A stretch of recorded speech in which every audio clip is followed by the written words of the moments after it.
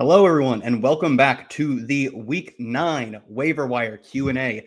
It is a few days away from Halloween, so of course we have Rotopat here dressed as Denny Carter, a really outstanding costume. Of course, he acquired it from the spirit of Halloween that lives outside of all of our houses. I learned recently that it's not spirit of Halloween, it's just spirit Halloween. Spirit Halloween. I saw one of them for the first time. I was like, oh my God, that's the joke they've been making, because I understood the joke, never actually seen one before. Really? In the spirit of spooky things happening, we have a bit of a weird waiver wire week in that there are a lot of decisions to be made, whether you want to play for the next 2 to 3 weeks, or if you want to be a playoff push type of team, or if you're at 6-1 or 5-2, you can probably afford to make some long-term decisions, specifically with adding teams or players from teams that are on bye. Or if you need points right now, there are also options for that. There's also, I think, maybe a clear waiver wire target of the week. Denny, who is that? Yeah, I think it's Tyrone Tracy. I think if we're on the same wavelength, that's who it would be, because Cam Scadaboo suffered a season-ending dislocated ankle injury. One of the uglier ones that you'll ever see.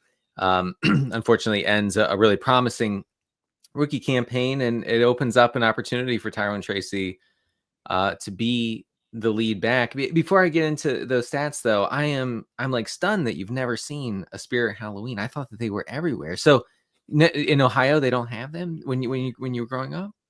I don't think so. In my mind, all of that type of store were like Five Below is what they were called, or generally like $5 or cheaper stores, which are different technically. These were more like goofy party trick stores where they did a lot of Christmas and Halloween decorations, different from Dollar Tree, Dollar General. But the only one I remember was it's called Five Below. We did not, as far as I remember, have a very specific Halloween themed one. Not even just like Party City could qualify as this too, but not Party a specific. City, right.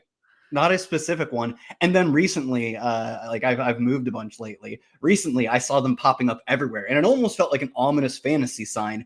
And of course, maybe that proved true with Cam Scadaboo, who was a darling for both you and I. Like, any college player who's like, yeah, I see 20 touches a game, and I also catch 6 passes a game. Right. It's like, I'm just going to draft that guy every time. And it worked. And of course, it seems like hopefully he'll be able to be back around the same timeline that like Chris Godwin was next year, which is say like mid-season. Chris Godwin suffered what seems like a weird, I don't say compensation, but a weird related injury.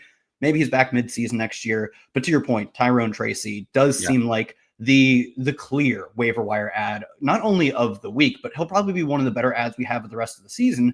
Assuming, I mean, do you think he just takes the starting role?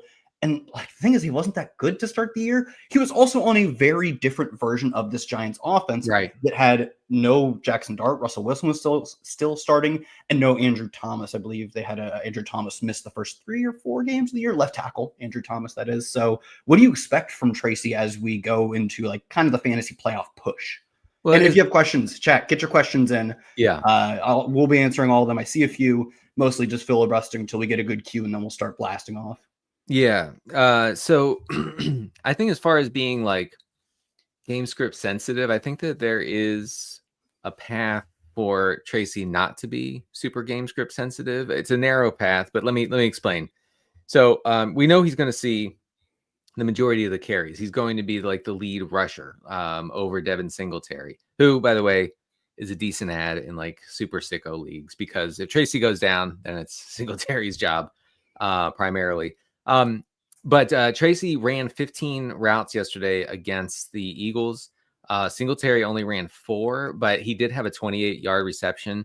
That's nice. And I mean, it was a good play and everything. Not trying to take that away from my guy, Devin Singletary, but we shouldn't be fooled into thinking that he is going to like really mess things up for Tracy as far as the route running and target getting goes.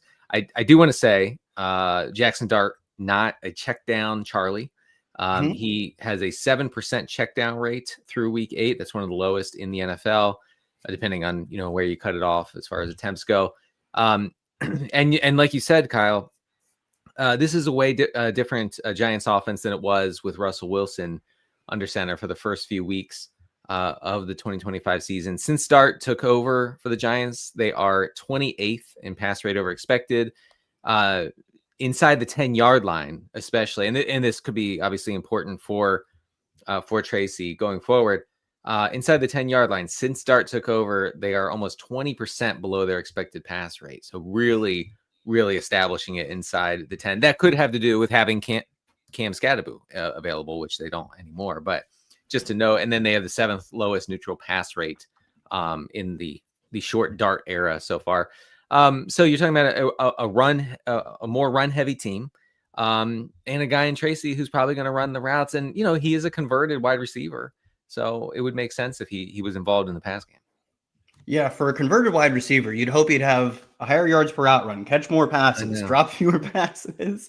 But like I said, with this year earlier, it was Russell Wilson. There was no left tackle, no stud left tackle, Andrew Thomas.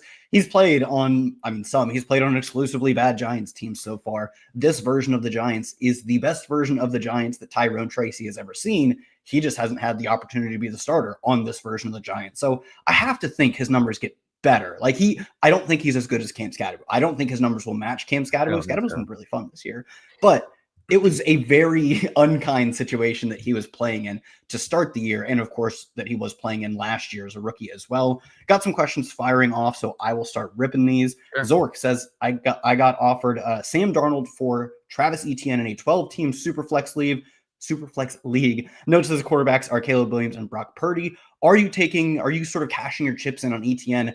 I don't want to say selling high because it's actually been kind of a slump of a few low weeks, but I would imagine you could probably still get more value for Travis Etienne than what you paid for at draft time. In Superflex, are you trading him away for Sam Darnold? And just in general, what are you doing with Travis Etienne? As always been the case with Travis Etienne, starts the season super hot, breaking long runs, gashing defenses, and he just this is such a boomer Pat take. I'm filling the Pat role on this show, and I am, which was unexpected, by the way. His essence is part of what I'm delivering. It just seems like every single year Travis Etienne does not have the juice down the stretch. He wears down and does not seem to be able to handle the rigors of an NFL season, in that he looks awesome in September and he's just not the same player in November. What's your take on Etienne? And you can end with saying, will you take Darnold for him? Which I kind of know what you'll say.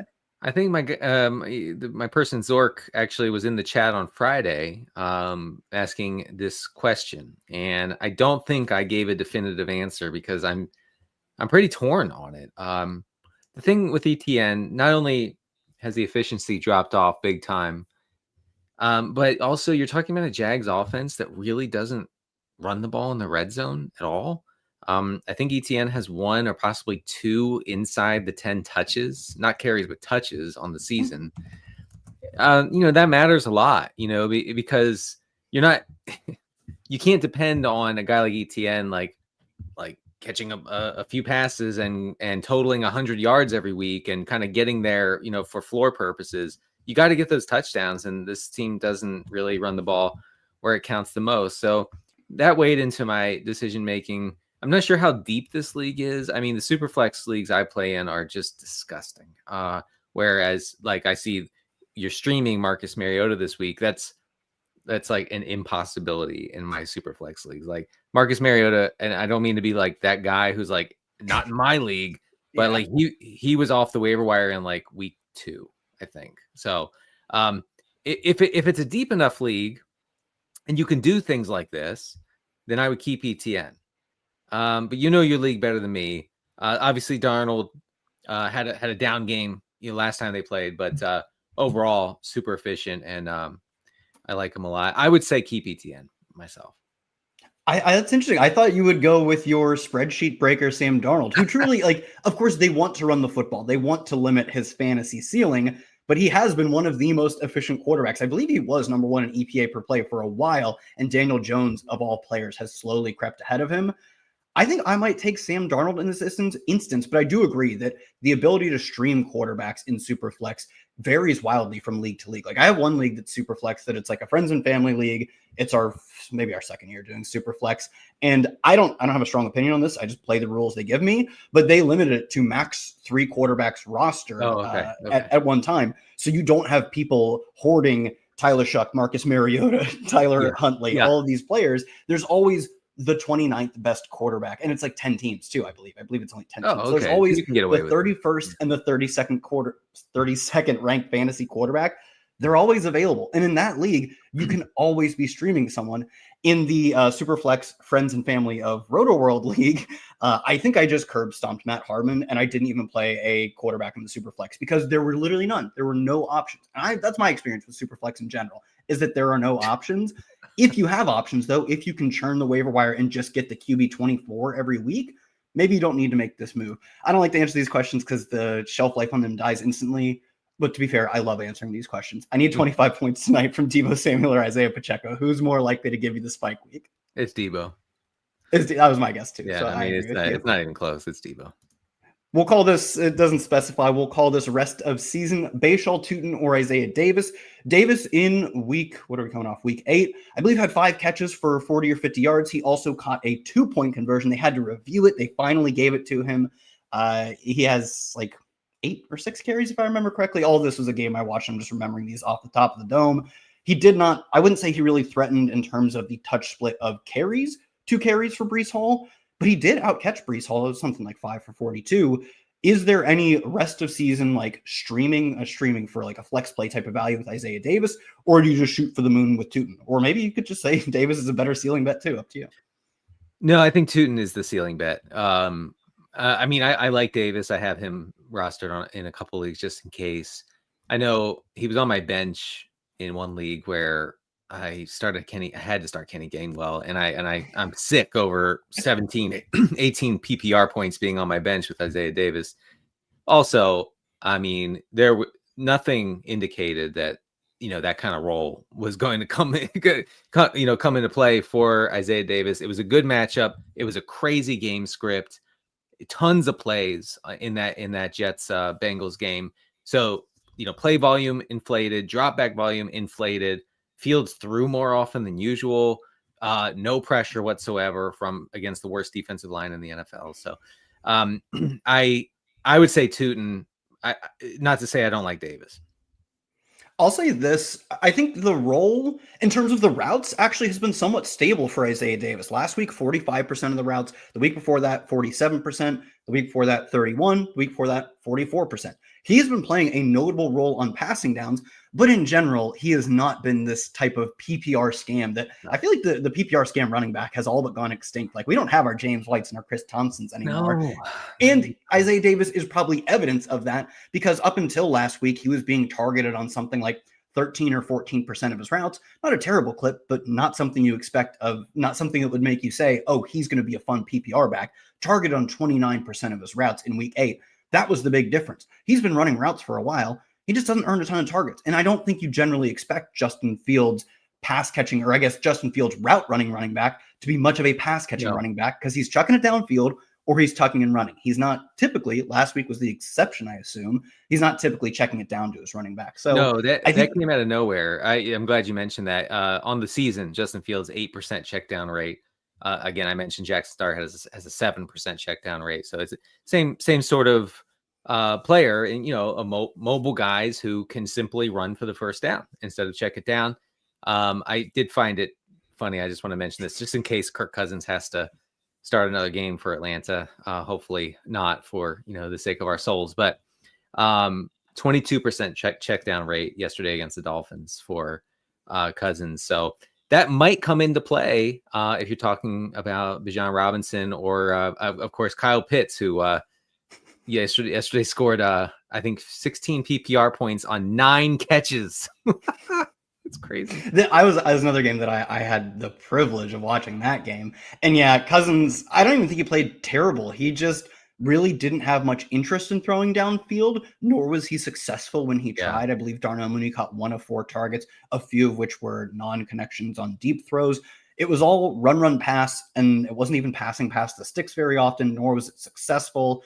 So if we see that version of the offense again, Kyle Pitts probably a tight end. I mean, undoubtedly a tight end 1, under the assumption that Drake London is out. Once Drake London is back, it's PPR scam as far as the eye can see for Drake London. It doesn't matter if Penix is a quarterback, if they bring Desmond Ridder back, if Matt Ryan comes out of retirement. The target share is too good, and someone will find a way to get him targets. Here's the interesting, we can start getting to the nitty-gritty of what we're doing with Tyrone Tracy.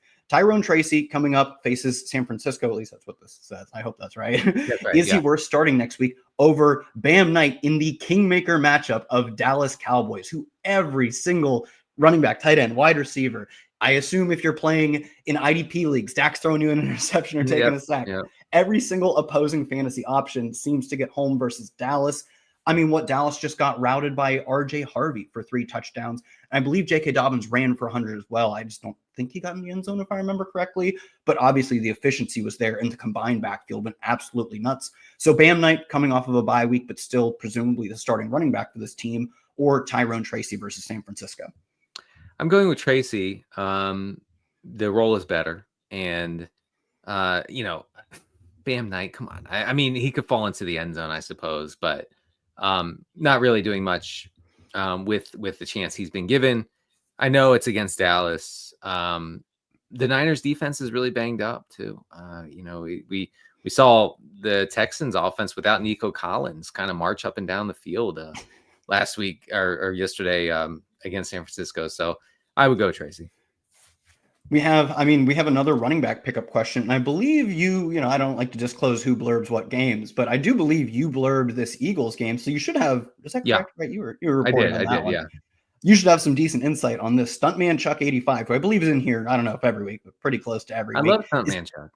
Is Tank Bigsby worth a pickup this week, even with the bye week, which is correct? The Eagles do have their upcoming bye, just in case Saquon Barkley's groin injury is more serious than anyone has been led to believe, assuming, of course, you have the roster space. What are we doing with Tank Bigsby, and how did he look? I know the answer, but how did he look in place of Saquon Barkley? Late game, blowout, essentially game script, so they didn't have to rush Saquon Barkley back. But what did the backfield split like? What are we doing with Bigsby and maybe Will Shipley going into an Eagles bye week, and then they come out and play again in week 10? The Bigsby stuff is really better than you could ever imagine, because it's not like he came in garbage time and went off, or he came in garbage time and gained 2 yards a pop and then busted one for 70. None of that happened. It was all very real. There was no long run in the mix here. 9 rushes for 104 yards. He's barreling through tacklers. No one's taking him down. He's being patient as a runner, which obviously was an issue in Jacksonville.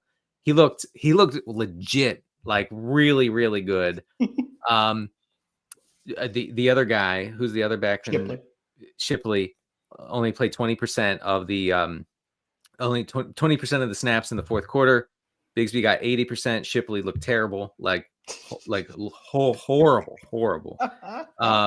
So it would be the Bigsby show if Barkley were to miss time. Now we have reason to believe that he won't miss time, because he came up with a limp after a long run in the fourth quarter, right? He goes to the blue medical tent. He comes out like 2 minutes later. He's smiling. He's laughing. He's not walking around with a pronounced limp. He doesn't have his helmet, because I think the team said, okay, you're done for today. Mm-hmm. We're beating up on this Giants team that lost its heart and soul today.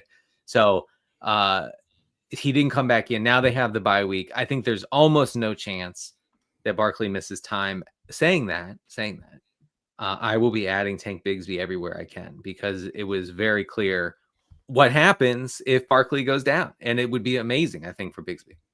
Yeah, I think I totally agree with you. It very much looks like Barkley could have returned, honestly, in this week 8 blowout win over the Giants, but it was Giants, right? Yeah, week 8 win over the Giants, but they were up. It was late. Why put that type of player at risk, a player who means so much to your team? I'm pretty sure, like I bet 95% he's playing when they come out in week 10. But with that being said, I think the point you made is very important, is at this point in the season, especially if you can afford the roster space, which is like a caveat Stuntman makes, is that if you can afford the roster space, guy who's 1 injury away from being an RB1 is one of the most valuable players currently available on the waiver wire, especially in kind of a quieter week for waivers. One of the most valuable players you can have for free or for your fab in the NFL, given that we've really cycled through all of the breakout bets. We've cycled through, Daniel Jones is one of the best fantasy quarterbacks, or Sam Darnold. All of the good quarterback bets are gone. The best tight end bets are all on bye this week too. Like Mason Taylor and Harold Fannin are fun bets.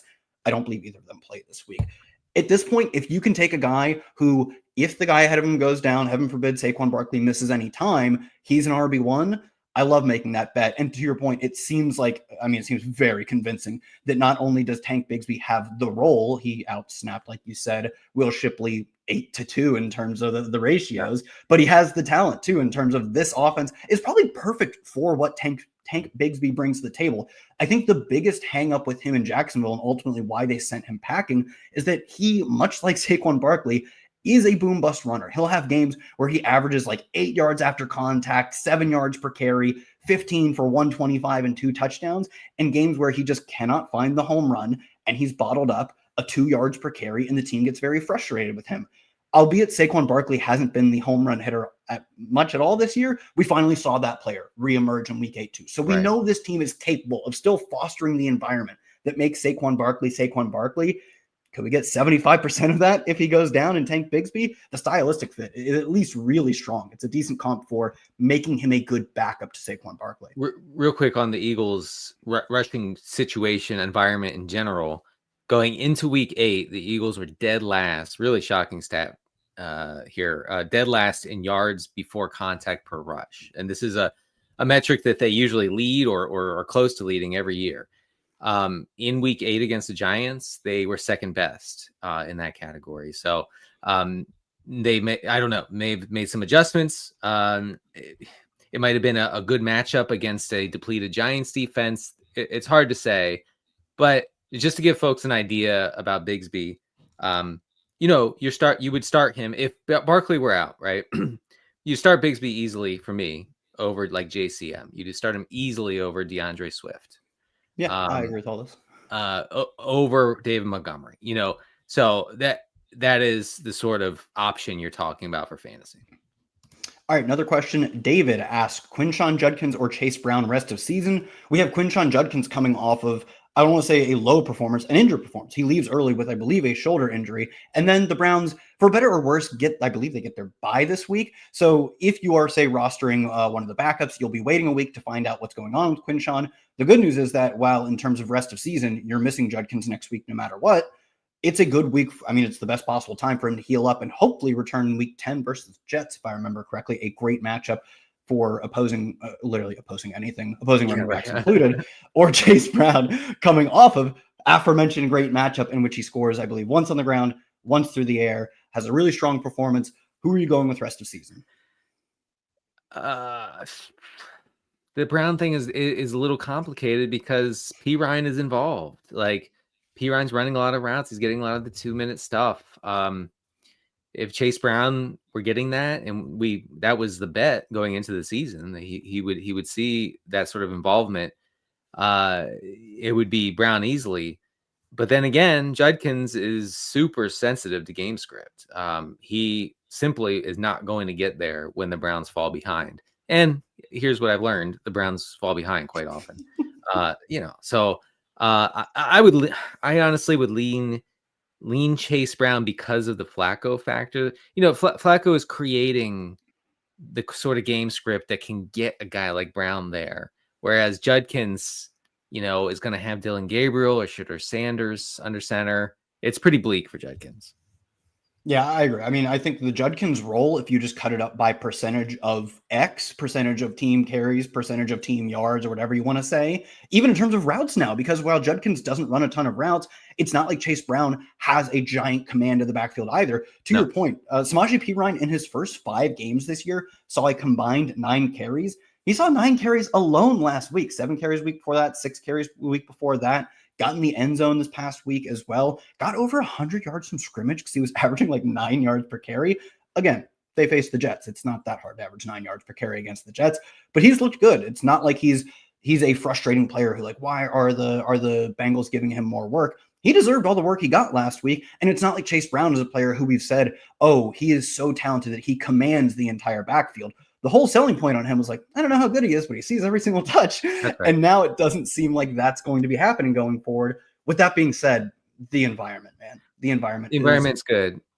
Like the 39-38 game versus the Jets is just the median Bengals game at this point. Right. I'm exaggerating a little bit, but it really is the best fantasy environment for overall play volume and overall points anytime Joe Flacco steps on the field. albeit he kind of has to be in a competent offense. He didn't do that with the Browns. Yeah, I don't want to, by the way, I don't want to overstate the P. Ryan situation because I was just looking at stats from yesterday. Both P. Ryan and Chase Brown ran 12 routes on the day, 33% route participation rate. So they're splitting it up. It's not like P. Ryan is the primary guy, catching passes or running routes out of the backfield. It does ding Brown's upside a little bit here. Moving on, 2 questions, both good waiver wire type questions, or at least week 9 questions from Raul Ramesh. What is the deal with the Bengals target shares? Holding T, but geez, this is in reference to T. Higgins seeing all of two whole targets in what we just talked about was obviously the game of the week, 39-38, bunch of 2-point conversions from the Jets. I want to say 5 combined touchdowns. It was either 4 or 5 combined touchdowns in the fourth quarter alone. Yeah. Jets had 3. I think the Bengals might have had 2. At worst, it was 4 combined touchdowns in the fourth quarter. And T. Higgins goes out and sees 2 targets. The good news for fantasy managers is he caught one of his 2 targets for a 44-yard touchdown. You survived the week despite the low target share. What are we doing? Is there anything to do with that? Because his target shares were normal in the previous 2 weeks in terms of just at least overall targets. I believe he had something like 10 and 8 targets in the past 2 games, or 9 and 8. So those were fine. Ja'Marr Chase, clearly the favorite target Joe Flacco has ever had, I think. I mean, quite literally, 23 targets 2 weeks ago, 19 targets last week, and another 16 target game at some point this year. I'm not sure that one came with Flacco. Those are the second most and the third most targets for a player in a week this year. Ja'Marr Chase earned targets like no player in the NFL does. Is that going to be a problem for T. Higgins, or is this just standard fare for Higgins, who's known as, albeit a great wide receiver too, a boom bust one? In week 8, T. Higgins saw 30% of the team's air yards. Ja'Marr Chase led with 39% of the air yards. So, if you can try to feed your family with air yards, you go ahead and do that.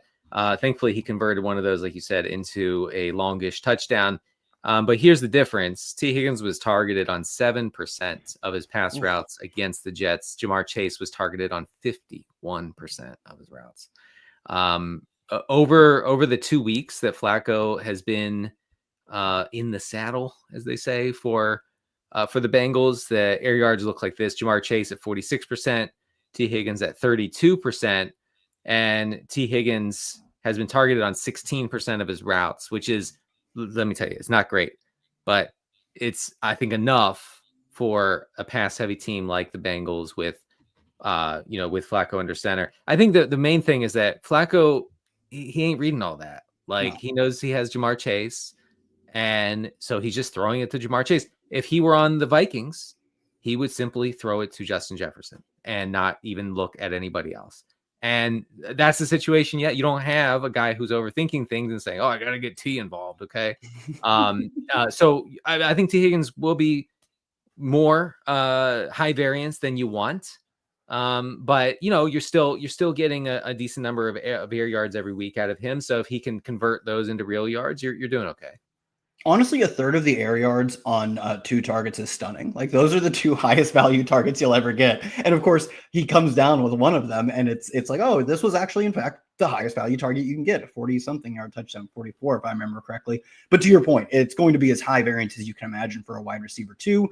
Let's see, we got here question from I'm going to call this Laplandish. Is Brian Thomas Jr. worth starting versus Las Vegas next week? I guess at this point, it's almost this week. If healthy, obviously Brian Thomas Jr. at the very end before their week 8 bye, when they were playing the Rams, I believe it was the Rams, takes, I'm not trying to be mean, takes a touch. He just gets kind of nudged by a Rams defender and is in agony. And I'm not saying he's soft. I'm saying he clearly was dealing with something. I'm not trying to make light of it, right? I am trying to describe accurately how soft this touch was and how emblematic that is, or how much that speaks to he had to be dealing with something before that. Obviously, that was not the thing that hurt him.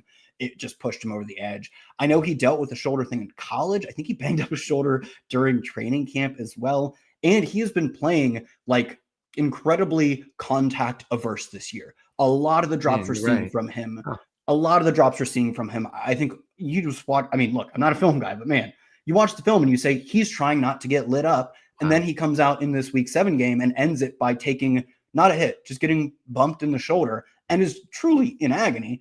I think he's been dealing with something maybe all year, maybe since the offseason. It's something that in the same shoulder, I believe that he suffered an injury in college too as well. We have no update on if he's going to be playing this week or not. Assuming he is, how are you approaching BTJ? Because before week 7, it looked like he was starting to catch his stride. It looked like he was putting some of these issues past him. And then, of course, Travis Hunter blows up in week 7. Brian Thomas Jr. gets hurt.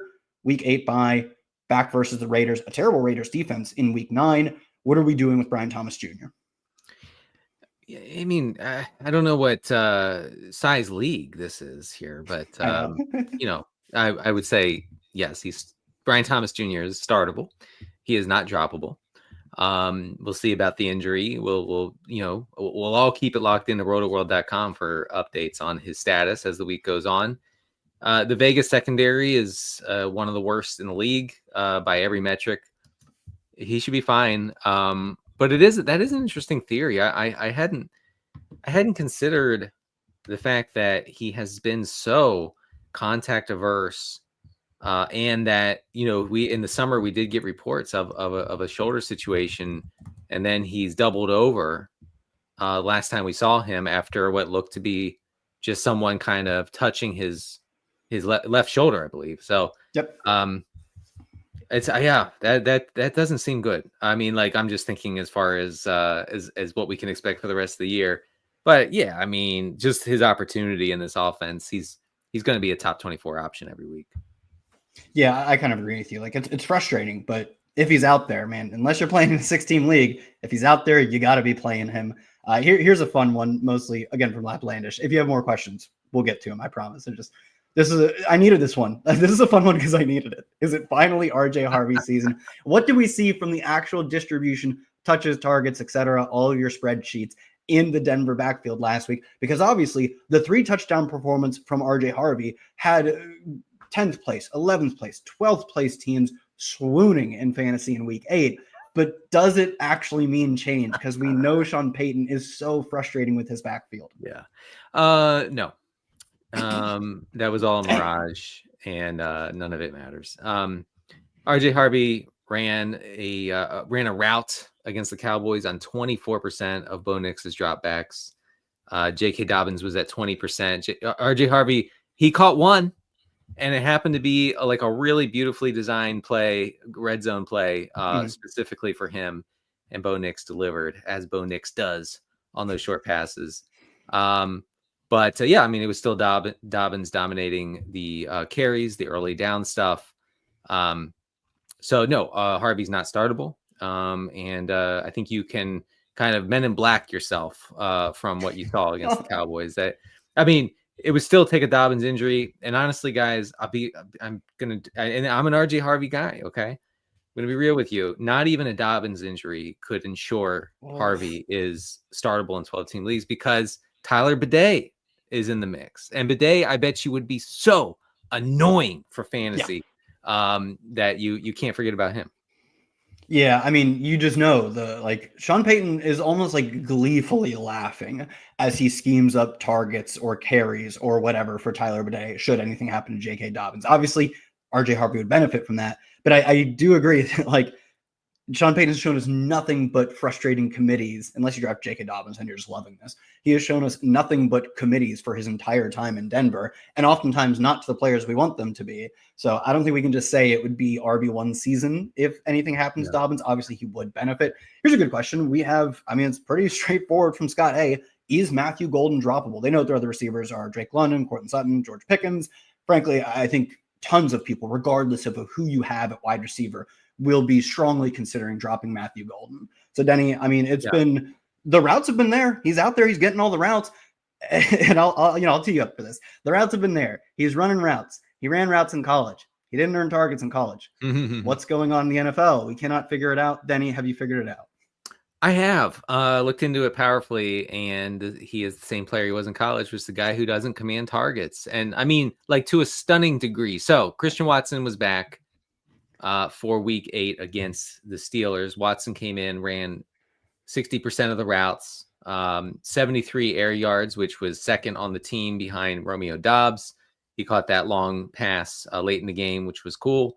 Matthew Golden ran 70% of the routes. That was second on the team among receivers. Okay, so like not an every down guy, but close to it. Let me check the stats here. 1 air yard on 3 targets. So yeah, no, he's droppable. I was ready for like literally anything other than anything other 1 than air single yard. digits. Oh man. All right. We got a short one here. It's a player that plays Monday night, so we'll be quick about it. I mean, just go off, King. Travis Kelce or Harold Fannin rest of the season.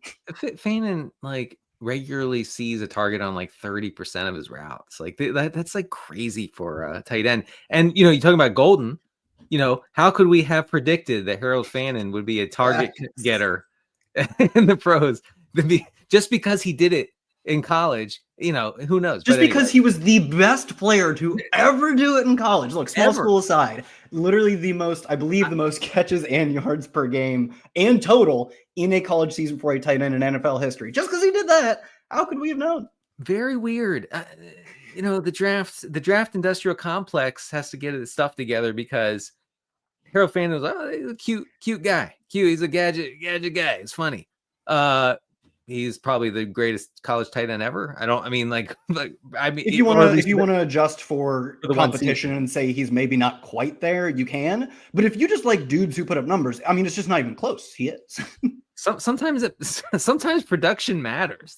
This is the thing, and so it's Fannin easily over Kelce. Yeah. I'm so excited. I knew you were going to say that, but it just warms my heart to see that. All right. Luke Haberman says, do we need to roster Tez Johnson, obviously Bucs wide receiver Tez Johnson, through the bye? We have Mike Evans not returning for, as it was first reported, about 2 months, which is I would say maybe he gets in for week 17 and 18. They basically try and ramp him up for the playoffs. Maybe he's back for the fantasy championship or the fantasy semifinals. I would in general assume we're not seeing him for fantasy purposes this season. Chris Godwin dealing with a fibula issue that I would kind of assume is related to the issue he came back from, the obviously dislocated ankle. I don't know when Chris Godwin plays. The week 9 bye may help him get back. He may not be back for a while. What are we doing with all Bucs wide receivers? But Tez Johnson is kind of the focal point right now because obviously Emeka is just the wide receiver 1. A few down performances, but I don't think there's anything to change our opinion on him yet, unless you have something.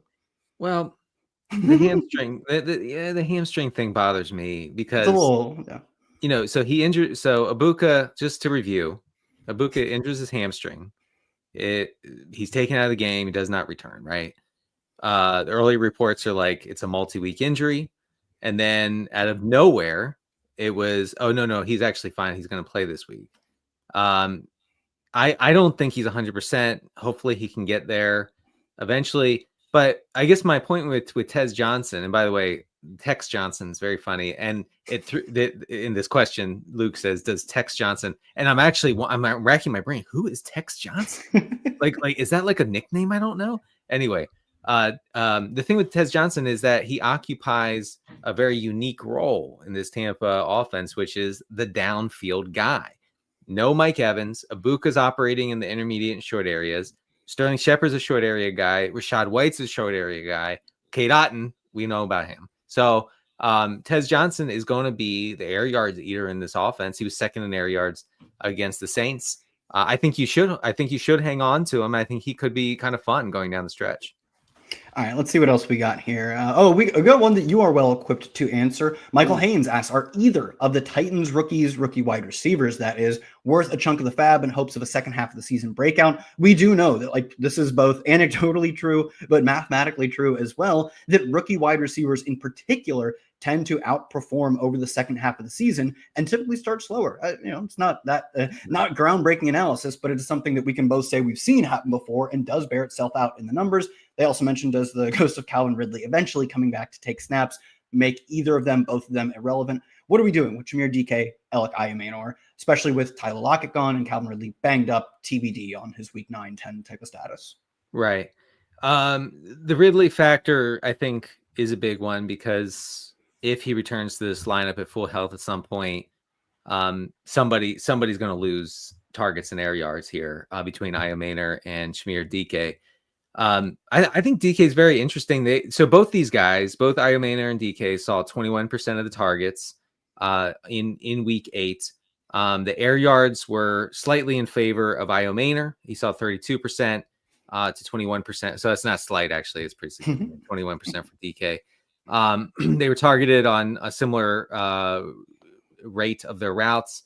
Van Jefferson mixed in, but I would lean toward DK. They seem intent on involving him both as somewhat a downfield guy, but also like an intermediate, like easy button guy, where I think that he can kind of provide a floor and then maybe have big games where he takes one of those longer throws to the house, something along those lines. So I would lean DK. I'm weirdly excited about, bullish on him. So I was, when you're talking about the air yard split, in general, we want more air yards. You look at like the Malik Washington problem of, I think he's good at football, maybe. He also does not ever see the ball farther than 6 yards downfield. And you have to be Deebo Samuel at that point to be a true meaningful fantasy asset in terms of yak production specifically, because you're not making chunk plays unless you're catching the ball and going absolutely ham with it in your hands. Washington is good, but he's not a top 3 or a top 5 yak producer. I think he's 13th in yak right now. So normally I would say in general, air yards better. There maybe reaches a point of diminishing returns where like Marvin Harrison, maybe like catch a 8-yard pass instead of only missing your 15, 20-yard targets. Yeah. And in this situation, I don't think we want to say, let's ratchet up the difficulty on the throws Cam Ward is making. At this point, if you're targeting a Titans wide receiver, target the one who is getting easy to catch targets, because Alec Ayumaner and Calvin Ridley had this issue before he got hurt. Sure, the air yards on a 10,000 foot view are good. These are the most prayer of all prayer yards the NFL is putting out right now. There just are not more doomed air yards than ones coming from Cam Ward, specifically going to 2 players too, in Calvin Ridley and Alec Ayumaner, who these are contested target jump ball type of stuff. You not only need precision in general on deep throws to have them connect, but you probably need an increased level of precision, because it's not like it's Justin Jefferson or Nico Collins streaking wide open. These are blanketed in coverage, Alec Ayumaner jump balls that if they're not precisely thrown to give him that kind of 60-40 advantage on a 50-50 ball, he's probably not coming down with them. And that has been the issue for him so far. And it has not been the issue for Chimere DK, who has, I want to say, back-to-back wide receiver 2 finishes, Monday Night Football pending. DK, right. He could be a yak monster. I think that's part of my interest here. He's so fast. Like I think he had 98th percentile speed score at the combine, something along those lines. Like he's super fast, so we like that. Yesterday he had 42 yards after the catch, leading the team by a wide margin. So he's seeing the easier targets and he can make something of those targets. I guess that would be my point here. Don't go crazy with the fab stuff, because again, Calvin Ridley could really mess this up, but I'm kind of excited for the leagues where I landed him and got something out of him in week 8. And if Cam Ward is able to throw for 240, 250 in that range, we can start getting some viable receiver lines out of this team. Yeah, we'll see if that ever happens. But he threw 259 yesterday. You never know. I'm pretty sure like all of that came on the final drive. They had a 300-yard drive at the end when the Colts put in the practice squad. No. I mean, like at this point, anything, even if it is garbage time, is an improvement for Cam Ward, who has just struggled to put up even the basic counting stats. So I don't care if it comes in the fourth quarter, if it comes down 20 points. Like we need to see something, and we did see it at the end. Like I said, at the end of that game, we saw something. Belligerent on Twitch asked, what kind of production could we expect from Devin Neal if Alvin Kamara is out? Alvin Kamara got his ankle rolled up. I never saw an official injury designation for him. And I do believe, I was just watching this game passively. It wasn't like the game I was in charge of for blurbs. I do believe he came back at some point after rolling the ankle. Don't hold me to that. So hypothetically, though, we're talking about a lot of guys that are maybe more so stashes than they are true flex options. What do you think we see from Devin Neal, who, much like we talked about with Scatabo, I don't know, guy touched the football a lot in college, a lot. And that typically works out well in the NFL. If you get drafted, if your team has some buy-in, guys who prove capable of handling 250 plus touches in a season in college, they're pretty good bets in the NFL. What do you think we see from Neal? Should Kamara miss any time? Or maybe even if he doesn't, do you think there's a role for him with Kamara active if that is the case? The time to pick up Neal was last week. And now you're going to have to actually waste some fab on him. I shouldn't say waste because it might not be a waste. But what I'm saying is last week you could have just picked him up for a few bucks. And this week everybody's going to want him because Kamara hurt his ankle. We don't know. Obviously keeps it locked to Rotoworld for updates on that situation. But just looking at the data from yesterday, and I guess this has to do partly with the Kamara ankle situation.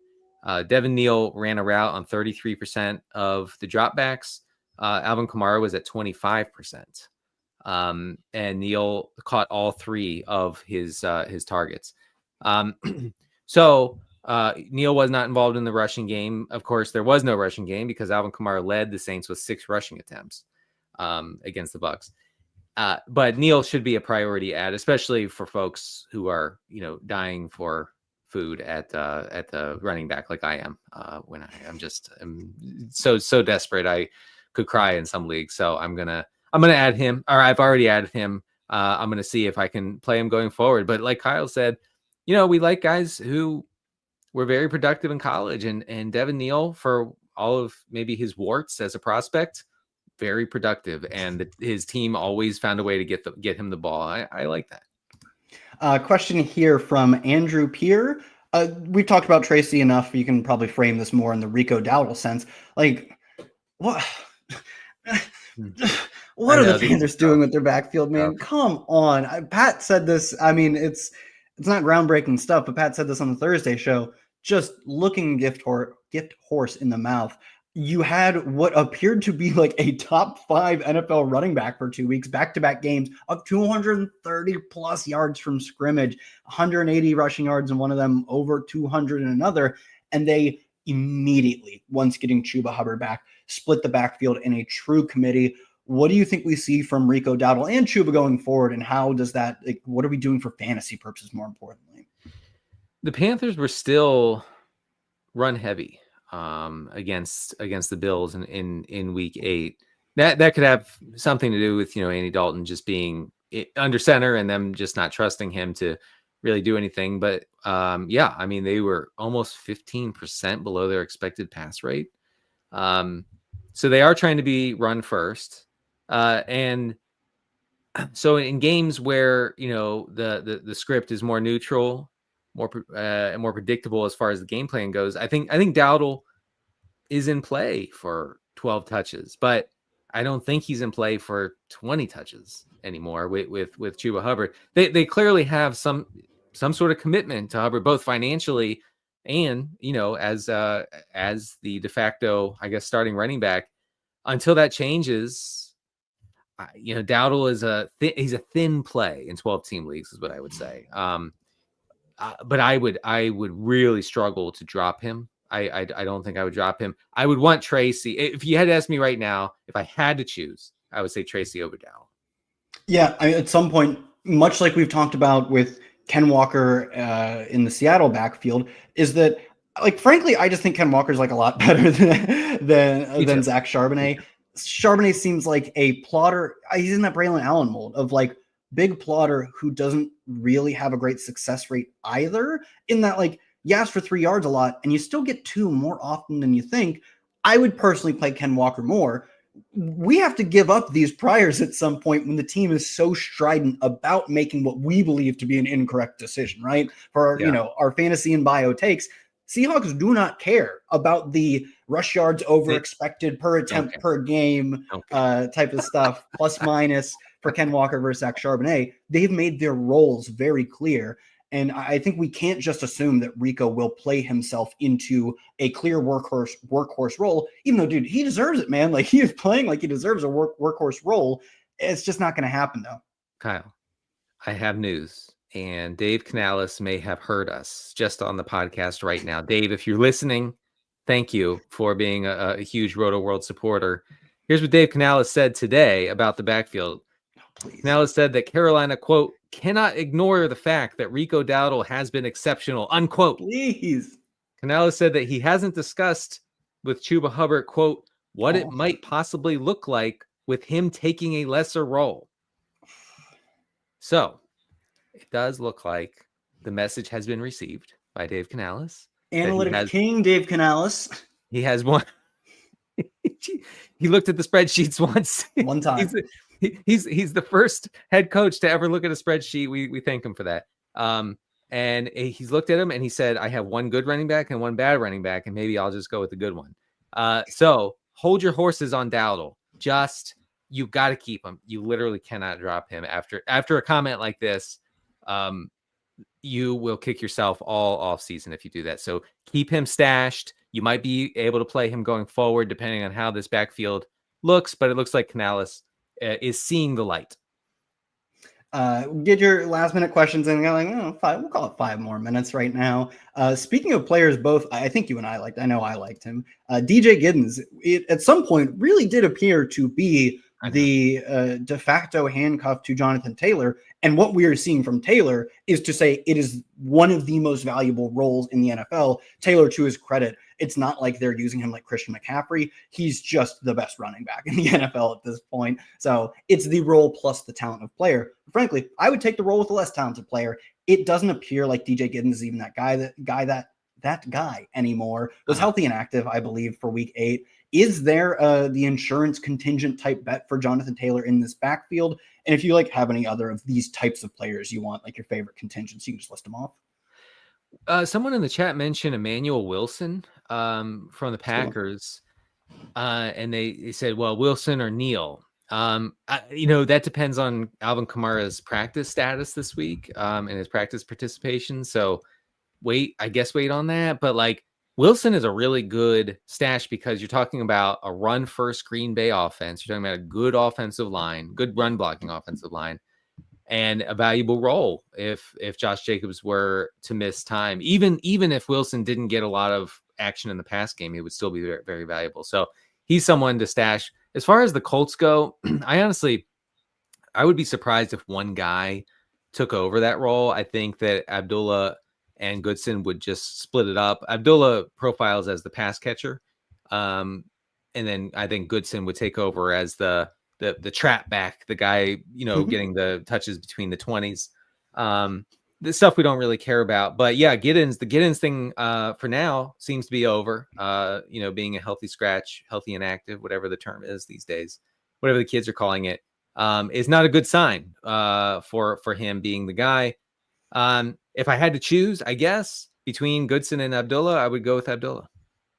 Laplandish back with another question. We've talked Tank Bigsby, we've talked Trevion Henderson, or we talked RJ Harvey, but Trevion Henderson, man, really got things going last week. A whole 5.5 PPR points, which was higher than week 7, week 6, and week 5. Is there, we talked about this we dismissed it. We didn't talk about stashing Trevion Henderson on the Thursday show. We outright dismissed it because we did not think there was any point in doing so. Any update on this situation, as if it's not just like a backup running back?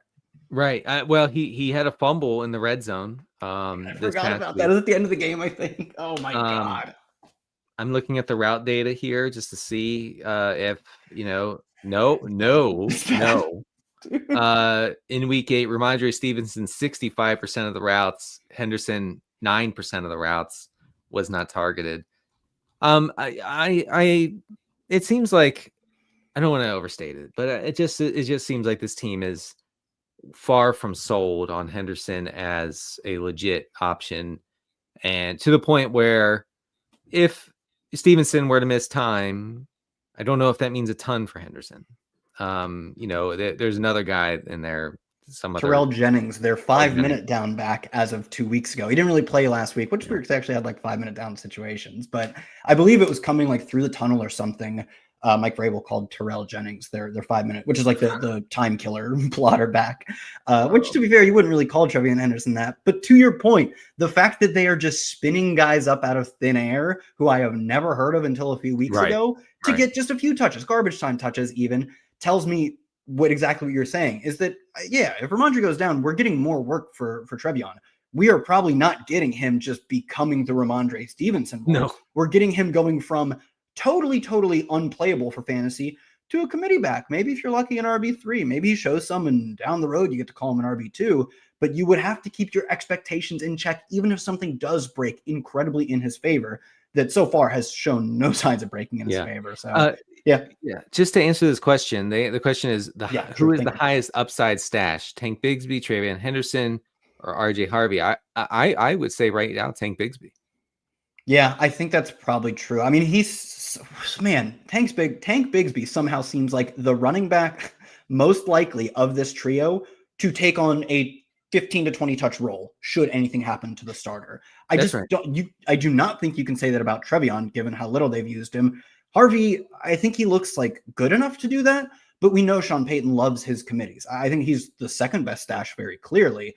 But in terms of purely what does it look like, what are his odds of getting 20 touches in the game? Somehow, I guess that is not absolutely. They're not high.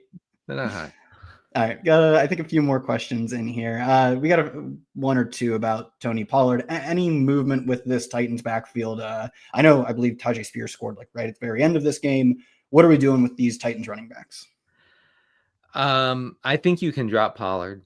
10-team leagues, he should not be rostered. You could just do better. And 12-team leagues, you could probably use your roster in a better way than that. I think the team clearly wants to see what they have with Tyjae Spears, and that as the season becomes increasingly lost, I think that'll be the goal here in the Titans backfield. But Pollard like losing out on the inside the 10 work, that's pretty bleak for him. That was maybe like the one saving grace that I could have held on to if I had Tony Pollard before week 8. I will say that this usage keeps shifting in ways that are a little bit confusing. But I don't think you should feel compelled to hold Tony Pollard if you're struggling with bye week roster management. All right, we'll go with this. I believe, if you correct me if you know this, if I'm wrong, Vikings are coming up on their bye. Yeah, because JJ McCarthy, I believe, is supposed to return after their week 9 bye, or is it just a mini bye from the Thursday game? No, they're playing this week. Yeah. Okay, yeah, maybe I'm thinking of the mini bye, because if I remember correctly, they were the one who played on Thursday. Give JJ McCarthy a little extra time to get healthy after Carson Wentz got demolished. Is Jordan Mason droppable? Aaron Jones is obviously back as of last week. Aaron Jones doesn't do anything fun for fantasy either. They get routed by the Chargers, so it's not like anyone's going to do anything. What are we doing in general with this Vikings backfield? Is Jordan Mason startable, hold, droppable? And that'll be our last question. He's a hold. You should hold him. He saw 4 carries for 3 yards against the Chargers. Aaron Jones saw 5 carries for 15 yards. Xavier Scott is involved, which really makes things bleak here as far as the other 2 guys go, Jones and Mason. Just let me look at the data real quick. So Jordan Mason ran 6 routes against the Chargers. Xavier Scott ran 4. Aaron Jones was up at 17 routes. So Mason does not have any pass catching juice right now with Jones healthy. And he's game script dependent, and they have their very shaky rookie quarterback reportedly coming back. Saying all that, we know his contingency value. So I would try to hold on to him if I can. That will wrap us for Waiver Wire Q&A week 9. Denny, you and I believe, will be back tomorrow. We will be talking Monday Night Football. For those who had questions about Monday night, we'll get better detailed answers when we talk about that tomorrow. Previewing Thursday, and I'm sure some other items that I don't know about. So for myself, for Denny, and of course for Rotopat, who will be back with us on Thursday for the preview show. Everyone, thanks for tuning in. We will see you soon.